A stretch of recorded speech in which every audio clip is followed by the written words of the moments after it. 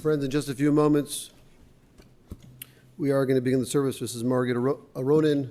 Just a gentle reminder, if anybody has a phone, please take a moment to turn it on silent.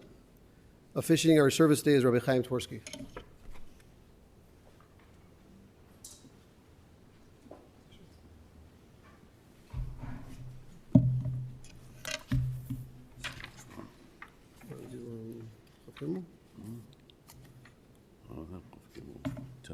Design.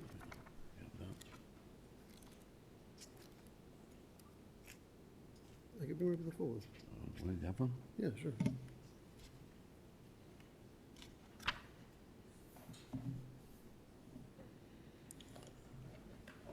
Asher Hivish, Asher Loholach Ba'atzas Rishayim, V'derech HaToyim Lo Yamod, V'moshev Leitzim Lo Yoshav, Ki Im V'saras Adonai Chavtzoi V'sarasoi Yihager Yom V'loyla. V'hoy Kei Chosel Al Palgi Mayim Asher Piryo Yitin Bi'itoi V'yolei Lo Yiboil, V'chol Asher Yaseh Yatzliach, L'chein Rishayim Ki Im Kamoitz Asher Titfen Ruach, Al Ken Lo Yakum Rishayim Ba'mishpat V'chatoyim Ba'adas Sadikim. Ki yodei Adonai Zer Tzadikim v'derech Rishayim Tovei.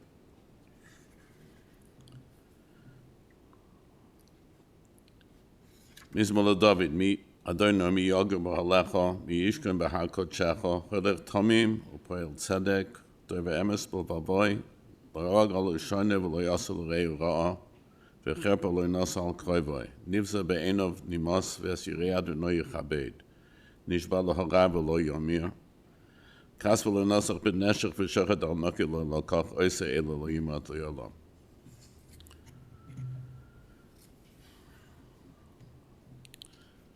Pasuk in Mishlei, which is recited most homes on every Friday night, speaks of a woman of valor. Focus on the pasuk, Ois v'hadar levusha Batischak liyom achroin.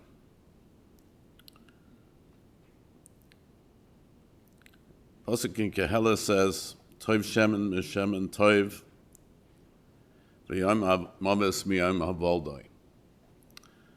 Amar Reb Levi, a medrash on this pasuk says, a famous mashal, everyone has heard it, I'm sure, many times. Mashal, it's a parable. L'shnei sfinos, Amar Reb Levi, Mashal Shnei Sfinos al Hanomel, there were two boats on the port. Echad Yotzes liyam hagadol v'echad nichnas. One was leaving to go on a journey into the great ocean, and one had returned. V'hoyo elu smechim al sfina sheyotzes, the one that was going out, there was a great celebration. They were clapping. V'lo ala sfina hanichnas, not on the one that came in. Amar chacham echad, and a wise man there said, Hifru hadvarim, the words, the ideas here are just the reverse. On the boat that's going out, we don't know what it will accomplish. We don't know what will happen.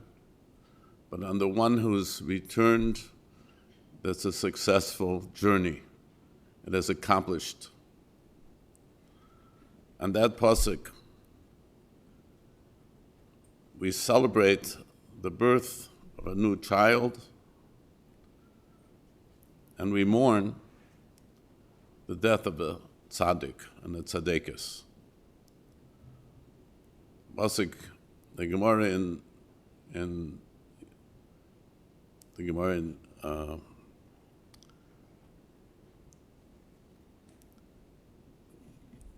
at the end of the parak says, Roichev aravas sos v'someach b'voy oilov nefesh noki v'tzadik. Hashem Yisbarach rejoices when the nefesh, the soul of a righteous person, and the tzaddik, and the tzaddik is of course the same, returns. Margaret Aronin is an example and a symbol in this community for an Eishes Chayil, a woman of valor.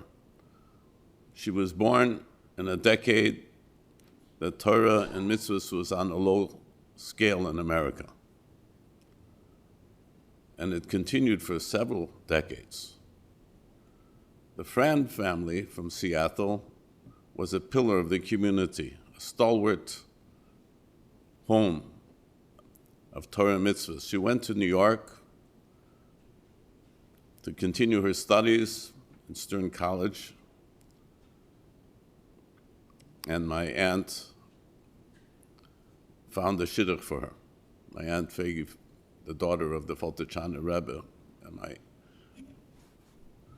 my aunt, who married my uncle Reb Michal, suggested a shidduch for Sandy Aronin. Sanford Aronin was an important person in my Zayda Shul. The Aronins were miyuchasim all the way back to Shimon HaTzadik, and he was he had sort of grown up from Mabel. He came to Milwaukee, and from Milwaukee he went to learn in the Skokie and Yeshiva. That time was in Chicago, and then later on in Baltimore, and then back to Chicago. And he developed to be an outstanding Talmud Chacham who kept a shir, gave a shir, a Shabbos shir, for over 30 years. The home was an example for all of Chicago to follow. I've been teaching in yeshiva for 40 years. And in 40 years, no one ever gave me advice of how to teach or what to teach, except for one woman, Margaret. She told me, I know you're teaching Gemara, but I want you to teach all the boys that come through your class how a Jewish husband is supposed to behave. Because at that particular time, there were some failed marriages in the city that was shaking the city. So he said, I think that this is something that has been lacking. But her own home, it wasn't lacking. And her own home was a solid Jewish home. In her own home, she was, in more than one sense, an Eishes Chaver. For that was the title that he deserved, a Chaver Sender, Aronin. Details will be spoken of by those who know her far better than I. But I knew her smile, her dedication to children, her dedication to the family. She was a wonderful mother, a wonderful teacher, a wonderful grandmother, and a wonderful friend. She has within her an ocean of Torah values, Torah and mitzvahs and maisim tovim, for all to be proud of, for all to see as an example.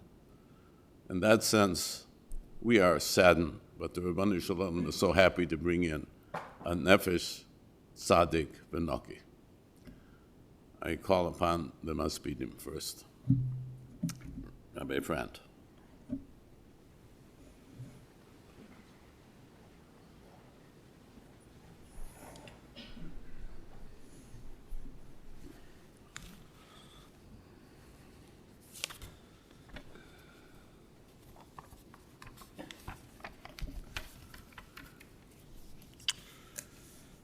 Birshus the Rabbanim, the Bnei Mishpacha, Run of Rabbanim, Rabbi side, members of the family. It is well known that people say that the Kaddish that we're about to recite at the Beis HaKvaris, the Kaddish of Huosi L'Schadata, is a Kaddish that is said only 2 times in Jewish life. One is at the siyum of a Masechta, and one is at the time of the Beis HaKvaris after the Kvura. And that's because that Kaddish is said at a siyum, at the conclusion, like a siyum Masechta. But it's also said at the siyum of a person's life. And therefore, you here know her, knew her, as you know, as an adult, as a member of the community, I just want to fill in little blanks from what it was like, what she was like as a child. My sister was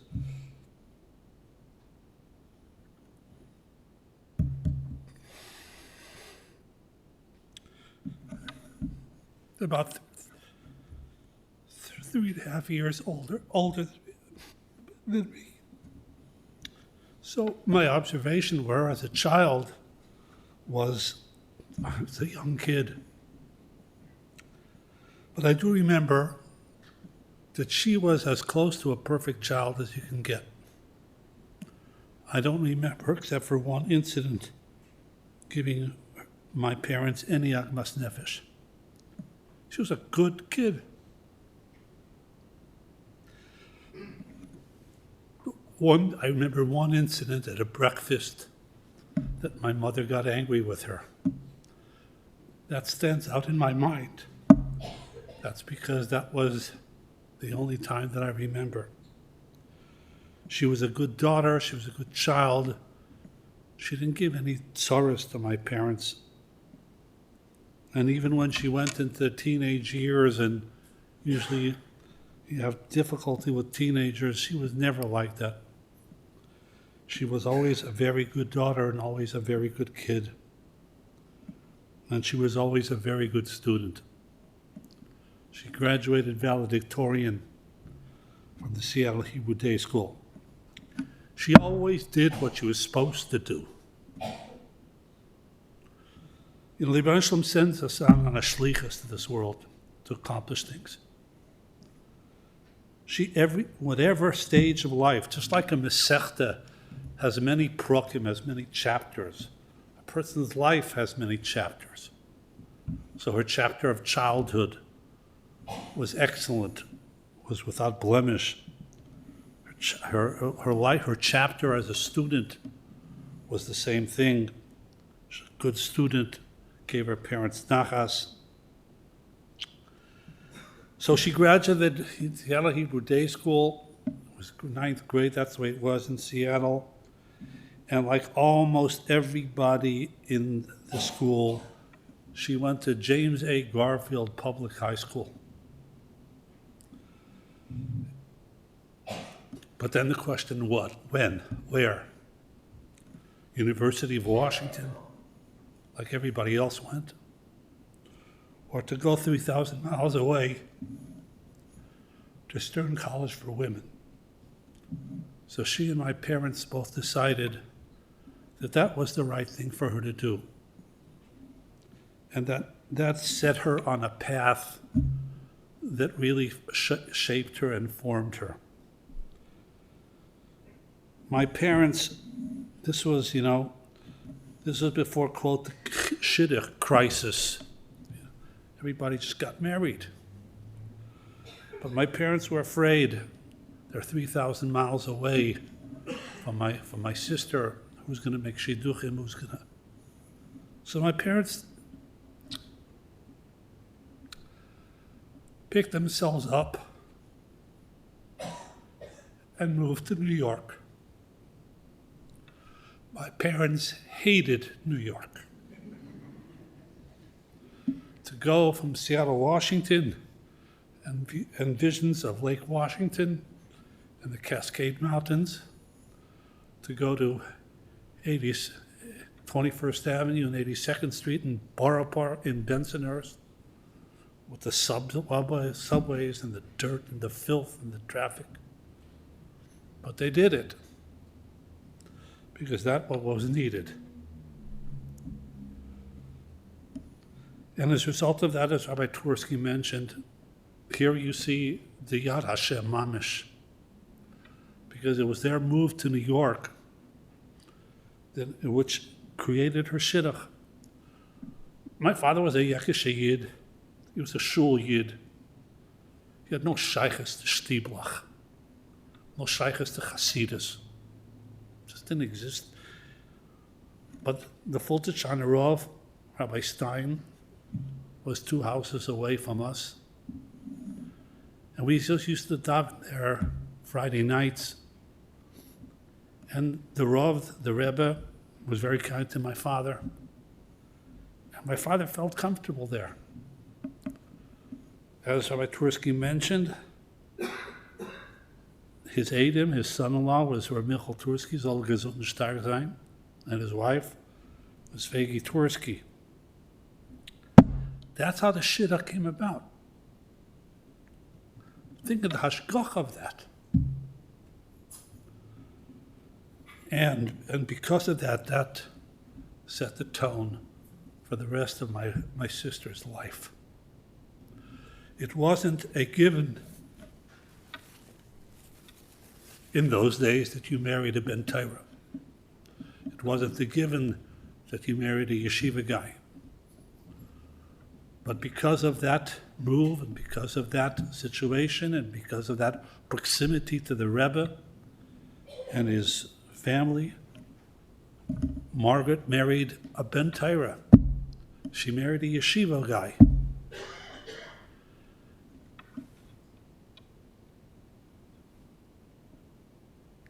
And that's the product.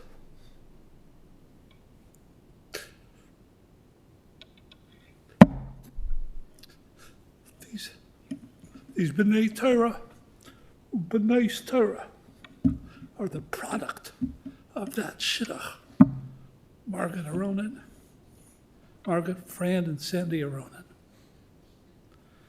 And for that, she is now reaping the rewards in Gan Eden.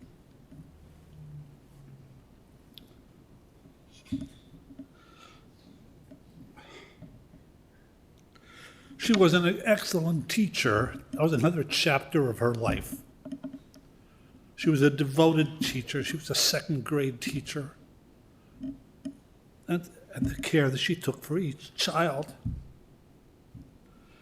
And when my sister aged and was no longer capable of teaching the second grade, so she went into the resource room in which she would go ahead and help kids who had trouble reading or weren't up to grade level just yet. And the care that she took for each kid followed up. Because whatever she did well. She was a kid, she was a good kid. She was a student, she was a good student. She was a wife, she was a good wife. She was a mother, she was a good mother. She was a grandmother, she was a very good grandmother. Baking cookies for what this kid liked, that type of cookie, this kid liked that type of cookie. That's how she baked. And she was a gourmet cook on top of that. Every parak of her life, she could look back and say, I did what I was supposed to do. The vagaries of life are not always kind to us. And my sister suffered something that no parent should ever suffer. And that's to see the demise of Shmuley, who was a great kid. Never caused his parents a day of Agmas Nefesh in his whole life. I didn't have constant contact with her. I didn't call her weekly. Whenever I was in Chicago, I'd stop by and visit her. I never heard a word from her of complaint, of why me, why did this happen, why do I deserve it? She was mekabelit, and that's it. She was stoic, much more stoic than I am. Sometimes I envy her stoicism. And she was mekabelit, and didn't rail against the Almighty or anything like that. So it's a genug shine. That should be enough for any person to have to suffer. But as Sandy got older, so he began to decline mentally. Some form of dementia. Never heard her complain. Never heard her say an ill word. She just did what she had to do. That's it. You want the biography of her life? She did whatever she had to do.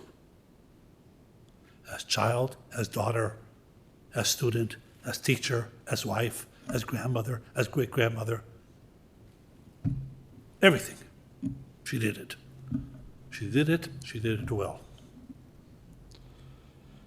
And as Rabbi Twersky said, the Rebbeinu Shalom now can be mekabel her, and she can stand lefei the kisei hakoved.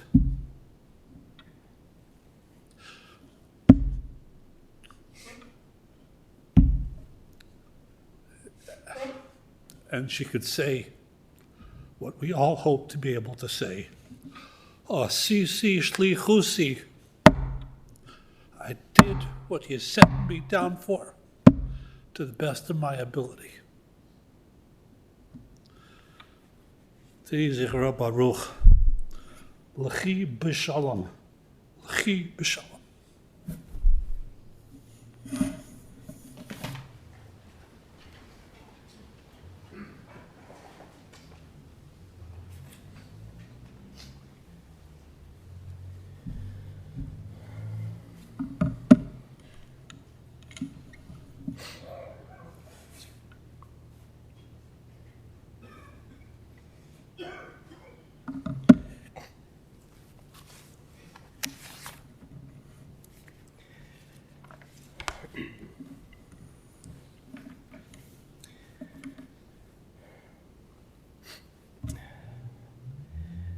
Before I begin, I wanted to express our thanks, akar satov, to all the doctors and the nursing staff at both Swedish and Evanston hospitals.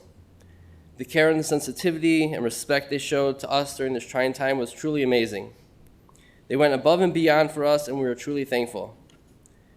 I also want to express our akar satov to Rabbi Twersky and especially Rabbi First, who for their time and their guidance during this difficult time.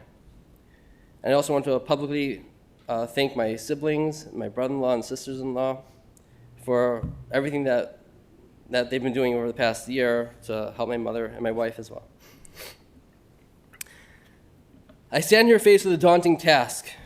How do you summarize and extol a person's life in a 5 to 10 minute speech? Especially that of our beloved mother, a person who in their lifetime played the role of caring daughter, a supportive sister, a dedicated wife, a nurturing mother, and a loving grandmother and great-grandmother. A woman who was a precious friend and an influential educator as well. The task seems impossible, so I will do my best, however inadequately, to speak about someone who has been a constant presence in my life.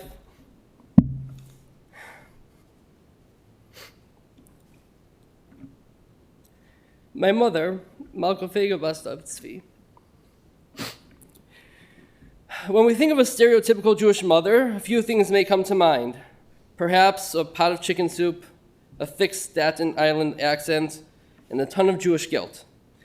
While elements of that may be true, we really need to look at our imahos, Sarah, Rivka, Rachel, and Leah, for a true picture of what a Jewish mother is.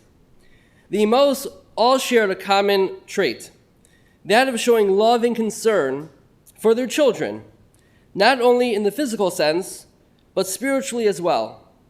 They worked with their husbands, the avos, to pass down the Masorah and traditions of the budding new religion.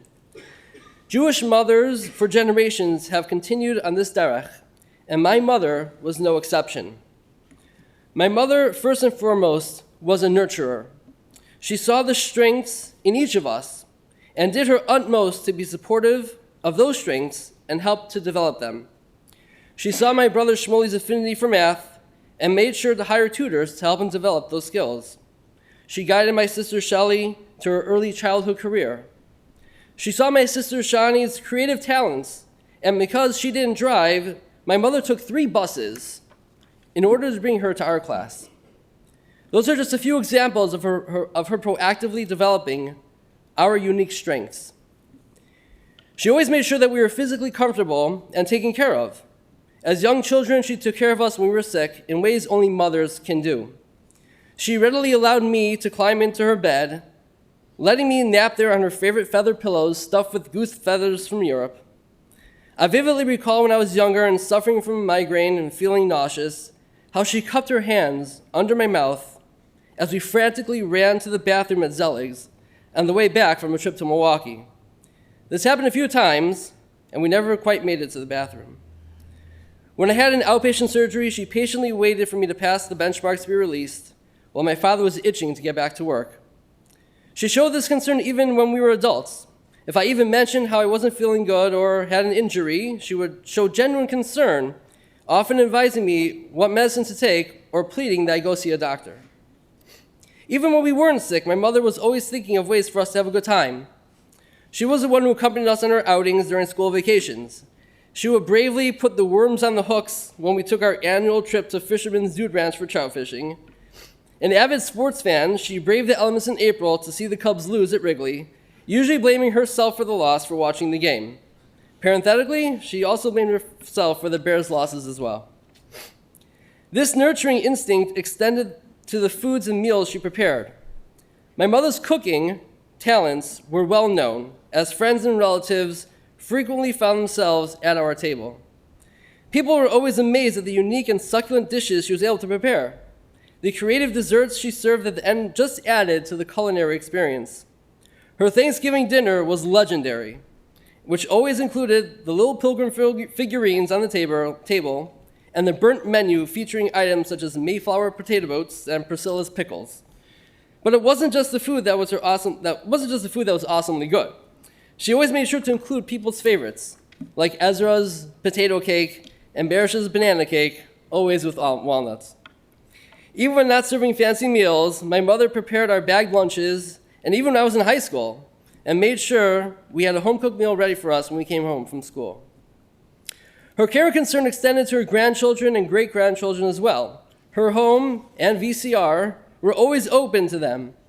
Her face lit up when they came over as she lovingly offered various sized lollipops to sweeten the experience. She took the time to consider each child and made sure that any gift that they would receive, be it for birthdays or Hanukkah, would be meaningful to that child. She didn't just give out cash. Gifts were just another expression of this personalized care and concern that she showed to us. And when they came over to receive their birthday present, she always threw a party with cake and ice cream. It wasn't just in the physical realm that my mother showed us this love. My mother was very involved in all aspects of our Jewish education and upbringing. Herself the product of Seattle Hebrew Day School, she understood the importance of a Jewish education. She was zocheh to raise 4 children who are shomer Torah and mitzvos, and was zocheh to have 20 grandchildren and 15 great-grandchildren, all who are shomer Torah and mitzvos. She was involved in the PTA and Erie Crown, volunteering and running activities. She founded what would be today the annual Labor Day brunch. She was also involved with the yeshiva, playing an active part in yeshiva women. She and Miriam Eisenberg, Allah Shalom, created and ran the Yeshiva Fest for several years. She played an important role in the early days of the yeshiva's Shalach Manos project, creating the various delivery routes based on a large worn-out map of the city of Chicago. And keep in mind, she didn't even drive. I remember Mrs. Sammer dropping off boxes and boxes of envelopes where we had the fortune of putting them into numerical order based on the routes my mother developed. She wants to make sure not only that our children were receiving a good education, but that the institutions as a whole were healthy and serving the community at large. And speaking of Shalach Manos, my mother was doing themed Shalach Manos before it was a thing. For me, she arranged chavrusas during the summer, understanding the importance of Torah learning. Her dedication to Jewish education extended beyond our family. First starting her teaching career in the New York public school system, she eventually began teaching English to second grade boys at YTT, where she prepared the next generation for success. Once a boy asked her the age-old question, "What do we need to learn this for? What do we need spelling and grammar for?" And my mother responded, "Well, one day you're going to have to write Chidushei Torah, and you're going to need these skills for that." She taught in various capacities there for over 30 years. She also taught suburban Hebrew day schools for several years, using her creative talents and songwriting abilities to inspire Jews of all religious observances. It was through her teaching she was able to pass down the traditions of our faith to many people, while also passing down several of her own family traditions to us. My grandparents fled Frankfurt right before the war, bringing with them some German minhagim, several of which my mother introduced into our family. My mother made a wimple for me and my brother, and even for my son, to keep that tradition alive. My mother would tell us about the special Seder plate that her father had, and she would end the Seder singing Chad Gadya in German, as she did at her Seder growing up. She shared with us the stories of growing up with the Pels in Seattle and the Aufschnitt they ordered from New York for Pesach. A mother, a Jewish mother, a real Jewish mother, as exemplified by our Imo so many years ago. My mother lived by those ideals, and she passed those ideals down to us, and we will carry them into the future. But as a mother, as mommy, oof, words can't even describe, but I can share a story.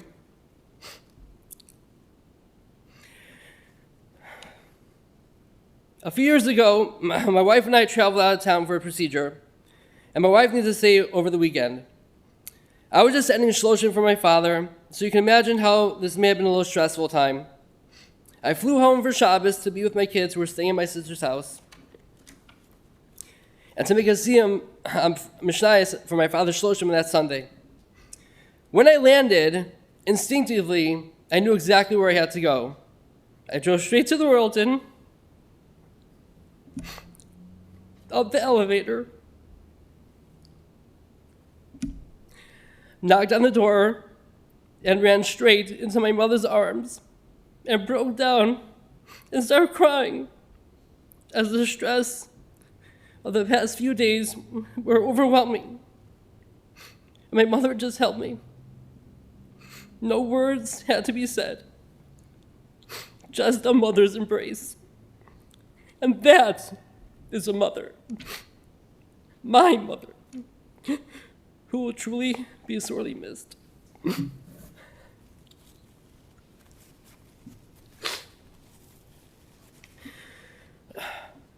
Mommy, I'm not sure if you heard us at all during your hospital stay, but you must know that everything we did for you in the best way possible. We tried our hardest to make sure you had the best care, and all possible avenues of treatment were explored. And we did it with unity and a single drive to help you get better. And I speak for all of us in asking Mechila if we didn't properly honor you and your wishes during these past 2 weeks. And I personally want to ask Mechila for anything I may have done in the past which was disrespectful or hurtful to you. Mommy, we will always love you, and we'll miss you. Please be Melech Yosher for our entire family and Klal Yisrael. Bil hamavas l'netzach, u'macha Hashem l'kim dima mi'al kol banim.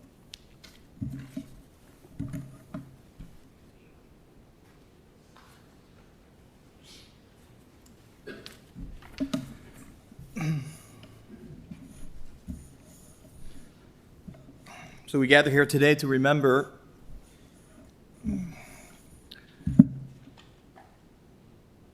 the life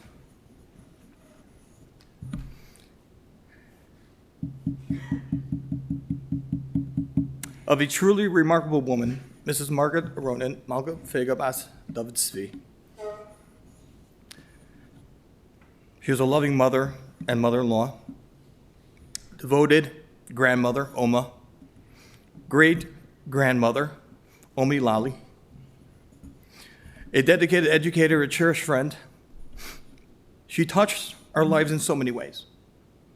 It's important to reflect on the profound impact she had on all of us. These words I am sharing with you today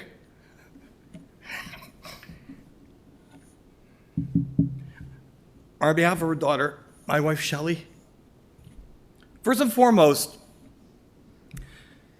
she was an extraordinary mother and mother-in-law.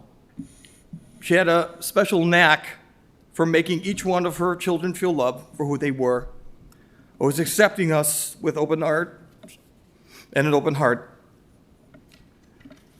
As their children arrived home from school, she was there with a warm meal, ensuring they had the comfort and nourishment they needed. She was a constant source of love, care, and support. But her love didn't stop with her children. She was equally close to all her grandchildren, great-grandchildren. Always excited when they came to visit.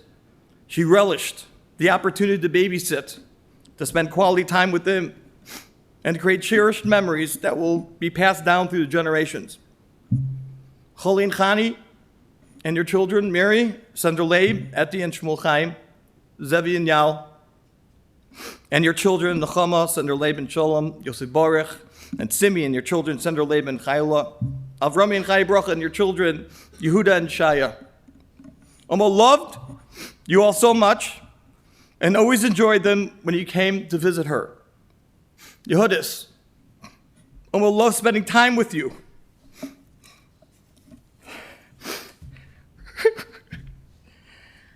Whether it was shopping or eating dinner with you. Yeshua, Omo loved your divrei Sora and your guitar playing. This past Sukkot was so wonderful to be together, and Oma was able to hold her newest Enikol Shaya. While she never drove, she always managed to take her children places on the bus. She was resourceful and determined, ensuring that her children had every opportunity they needed to succeed. She cared deeply about their education and was actively involved in various school organizations, including serving as the president of the Parent Association we spoke about at the Yeshiva, also in Erie Crown, and was also a valuable member of the Sisterhood of KGBS. Her dedication to education extended beyond the PTA, and she was eagerly helping her children with school projects, particularly those pesky science fairs, and her guidance always resulted in success. She was an amazing cook. Even before the cookbook craze, she delighted in making fancy dinners for family and friends. Her Thanksgiving dinners were legendary, and she never missed an opportunity to celebrate everyone's birthdays and anniversaries with her well-thought-out gifts. She's a mother who taught us the importance of taking the time to thread fishing worms on hooks, as mentioned. A simple yet profound lesson in patience and care. She was a stay-at-home mom, always there as her children grew up, organizing their lives with grace and poise. Her impeccable handwriting mirrored her attention to detail. Her love extended beyond the home as she dedicated over 30 years to teaching at YTT, leaving a lasting impact on the lives of countless students. She loved to read, and she instilled that passion in her children and grandchildren. She was a creative force behind the meaningful bar and bar mitzvah celebrations that were a testament to her love for her family and faith. She had a special heart.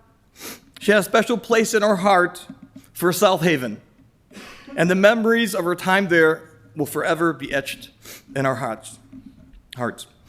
For years, she took care of Zeta.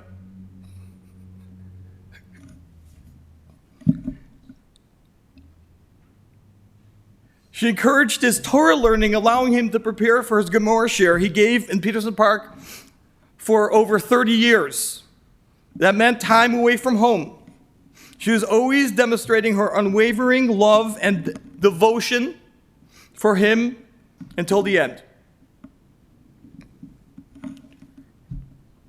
One of the most challenging moments in her life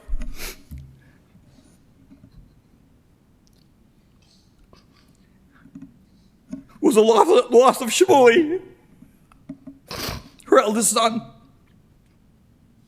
Although a profound and difficult experience, she handled it with grace, strength, and resilience. It was a testament to her unwavering love and enduring spirit. In closing, we remember a woman who embodied love, family, and resilience. She touched our lives in so many ways, and the legacy she leaves behind is a testament to her incredible spirit and unwavering devotion. We will carry her memory in our hearts, cherishing the love and wisdom she shared with us, and we could find solace in knowing that her love and the lessons she taught us will live on through us and our children. On a personal note, she treated me like a son, and I felt that way in her home, so much so I never understood the humor of mother-in-law jokes. Shelley and I would like to make a special mention of thanks to her lifelong friends, Sharon Merzel, Faith Shabbat, Ellen Friedman, Chaya Turin, and Rita Horowitz, who are always there for her. We'd also like to thank Nechama and Rocky, the best daughter-in-laws anyone could ask for shopping, from shopping to doing laundry, preparing meals, and cousin visits.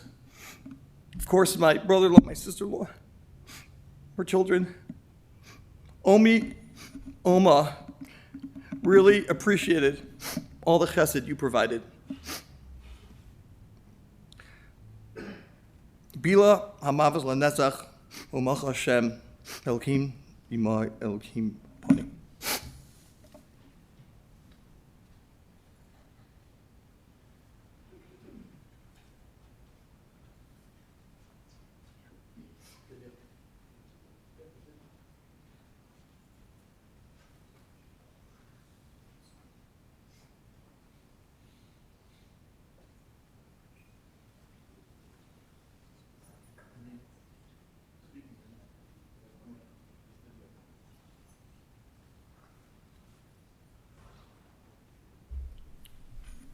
My nephew, Daniil, is going to say some words, but he's a Kohen, so he's in a different room. They're going to video.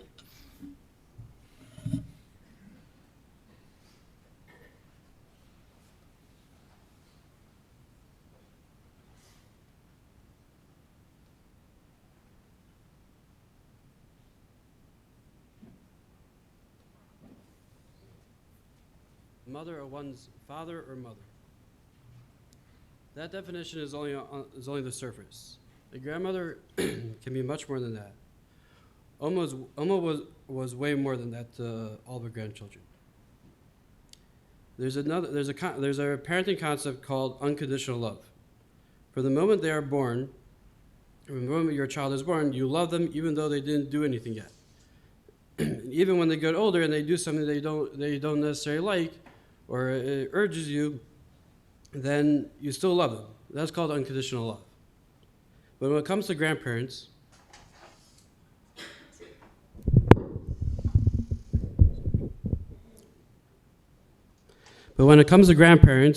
you can make the argument that they have even more unconditional love.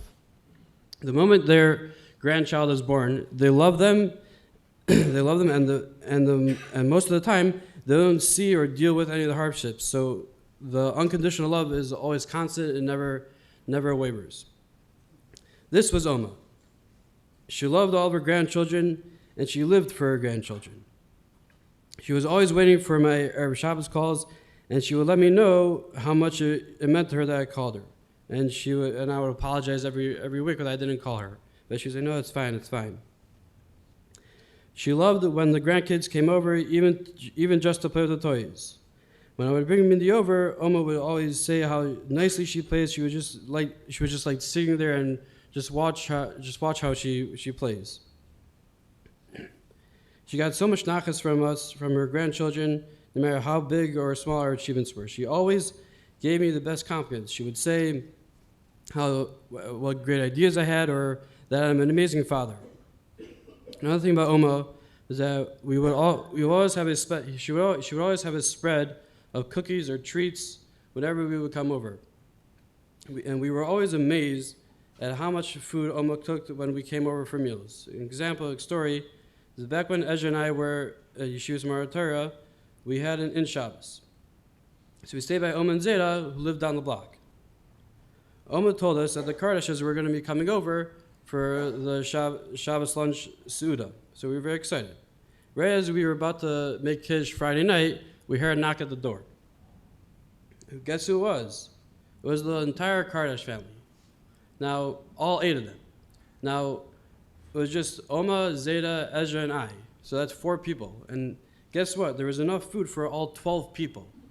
And don't think that we used any of the food for Shabbos lunch. No, we had enough food. We didn't use any of the food for Shabbos lunch. Oma cooked for 4 people, and it was enough for 12 people. We're just amazed at how much food she's cooked for all of us all the time.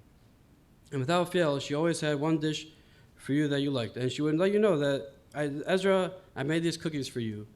And she would always tell you that these cookies this thing I made special for you. This is called unconditional love, and this was Oma. May she be a Yemelis for the family and all Klal Yisrael.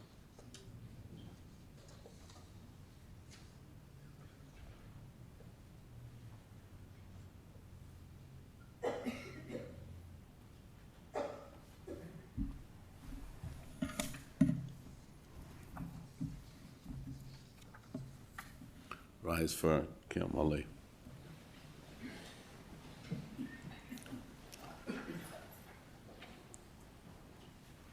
El Malachmim, Shorcheim Bamroimim, Hamsei Menuchon Nochoin O Tankas O Al Kanfei Ashino, Bemalos Kadoshim Tohirim, Kazorikim Asirim, Mishmas, Malka Fegabas, David Zvi, Shahol Chol Oilamo, Bavur, Shibli Neder Nitin Stoka, Banas Gos Nishmoso, Beganedin Tehei Menuchoso, L'chein v'alachemim yastirecho b'seiser knafot l'yolomim v'yitzrei b'tzor chaim es nishmaso Adonohu nachloso v'sanuach b'shalom al mishkavo v'noimar Amen.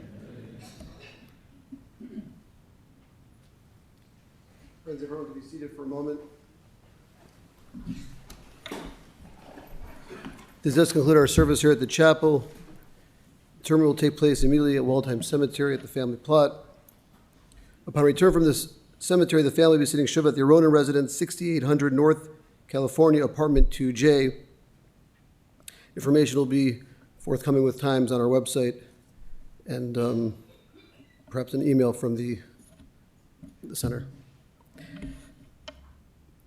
In just a few moments, a procession will be forming outside in our parking lot. If you're joining the family in procession, we ask that you obtain an orange funeral safety sticker to place on the inside portion of your windshield, as well as magnetic flag to place on the rooftop. While in procession, please make sure your bright headlights and hazard lights are on at all times.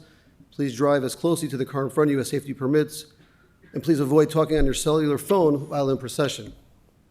A number of individuals have been asked to serve as pallbearers. I ask them to please rise along with the rest of the congregation here as we escort the casket and the family from the chapel.